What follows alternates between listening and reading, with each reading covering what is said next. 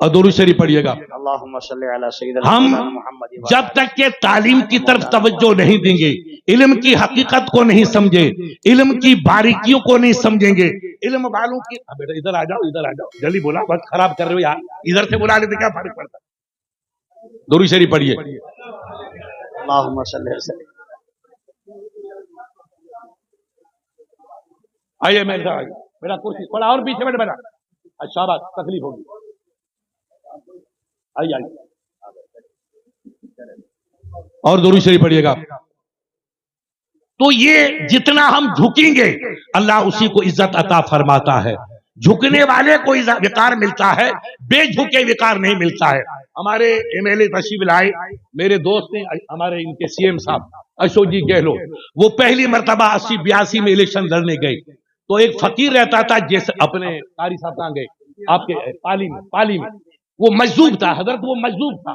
مجذوب کے معنی وہ نہ کھانے کا پینے کا ہوش نہیں تھا، بڑے بڑے بار تھے اور یوں سر ہلاتا تھا تو پوری محفل کو مشک و عنبر کی طرح بہکا دیا.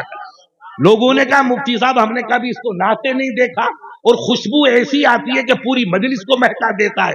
ان سے کسی نے پوچھا بے فقیر صاحب کون جیتے گا؟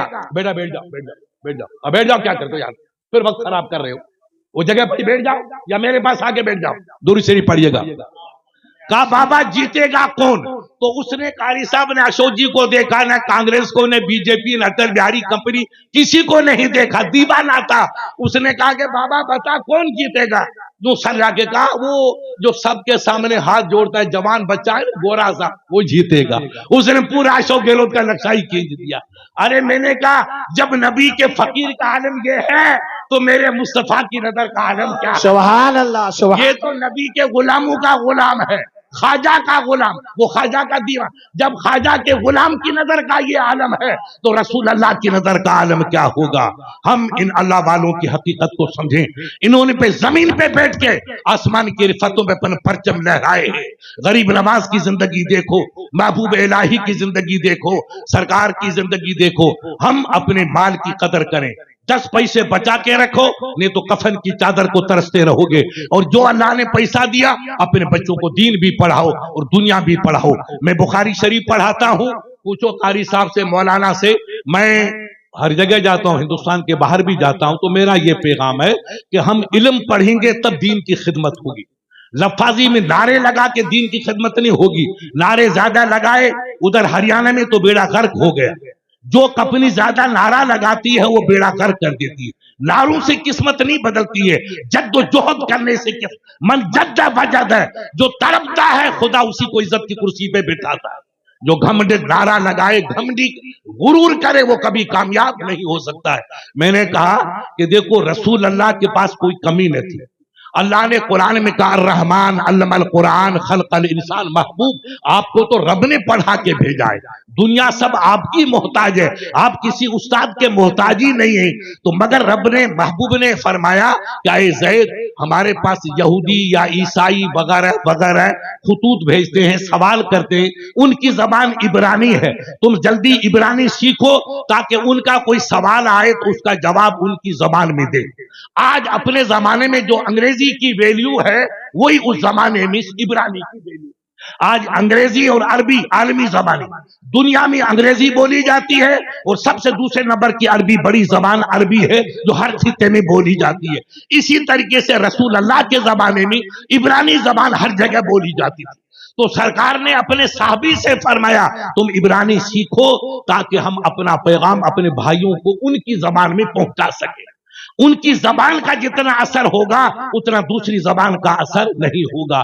تو جب نبی کے صحابی عبرانی زبان سیکھ سکتے ہیں تو ہمارے اور آپ کے بچے انگریزی نہیں پڑھیں گے تو کیسے کام چلے گا؟ نہ ہم دین کی خدمت کر سکیں گے، نہ اپنے بھائیوں کی خدمت کر پائیں گے، نہ اپنے وطن کی خدمت کر پائیں گے. اگر ہمارے میں جذبہ ہے کہ ہم اپنی قوم کی خدمت کریں، اپنے بھائیوں کی خدمت کریں، اپنے وطن کی خدمت کریں تو ہمیں ہر قسم کے علم کو حاصل کرنا ہوگا. اس لیے رسول اللہ نے فرمایا العلم نور ویخرج منہ نور. علم سراسر نور ہے، علم سے جو نکلتا وہ نور ہی نکلتا ہے، روشنی ہی نکلتی ہے. اس لیے ہمیں علم سے کبھی پیچھے نہیں ہٹنا چاہیے. ہمارے کئی بھائی اورنگزیب عالمگیر کے بارے میں بات کرتے رہتے ہیں पढ़े लिखे हमारे ये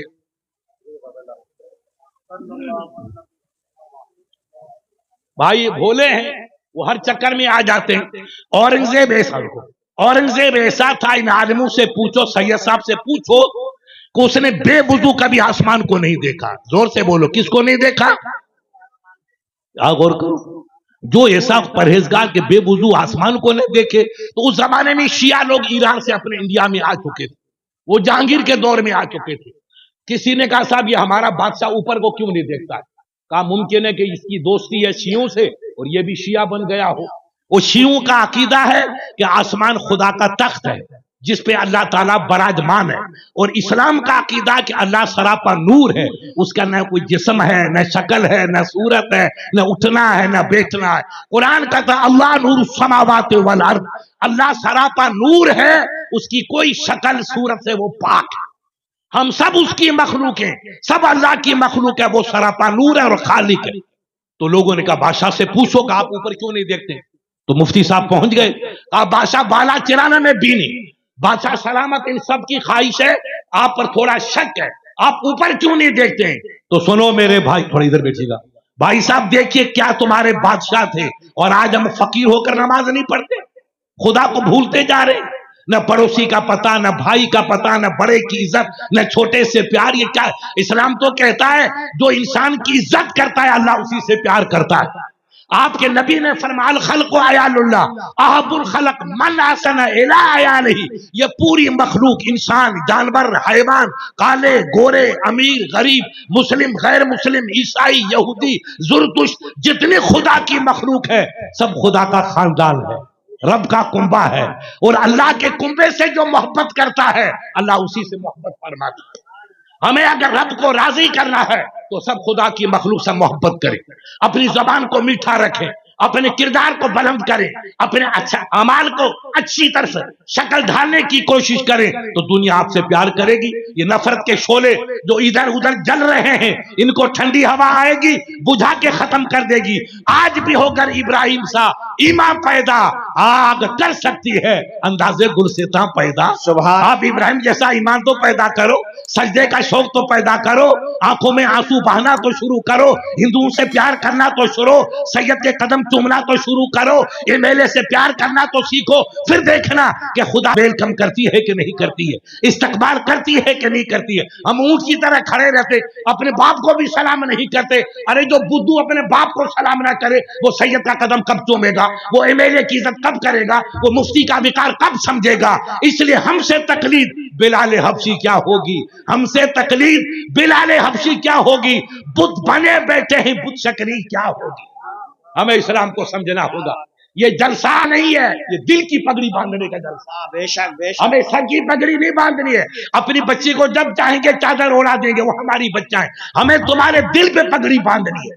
तुम दिल लेके जाओ। कम कारी साहब की आवाज पे गए, सैयद साहब आले रसूल आए, एमएलए आए, मुफ्ती साहब आए, सैकड़ों आलिम आए, तो मुफ्ती साहब मेरा दिल रोशन हो गया। सुभान अल्लाह। अब मैं कभी नमाज नहीं छोड़ूंगा, अब मैं हलाल कमाई कमाऊंगा, गरीबों की मदद करूंगा, माँ बाप के कदम चूमूंगा, बात करूंगा, पड़ोसी से प्यार करूंगा। क्योंकि मुफ्ती साहब ने हदीस में बताया कि जो पड़ोसी से प्यार करता खुदा उसी से प्यार करता है। सुभान अल्लाह। ये इल्म नूर है, ये नूर आएगा तब रोशनी का पता चलेगा, मंजिल का पता चलेगा। के मंजिल का सुराग नहीं मिलता। याद रखो पंजाबी भाइयों, इल्म आपकी रोशनी है और रब की दरबार आपकी मंजिल है। रब तक पहुंचना चाहते हो, आपने कलमा तो पढ़ लिया, मुबारक मुबारक, सुभान अल्लाह, ला इलाहा। तो बेटा क्या गाड़ी में तेल भर दिया, गाड़ी चली जाएगी? खुदाबंद साहब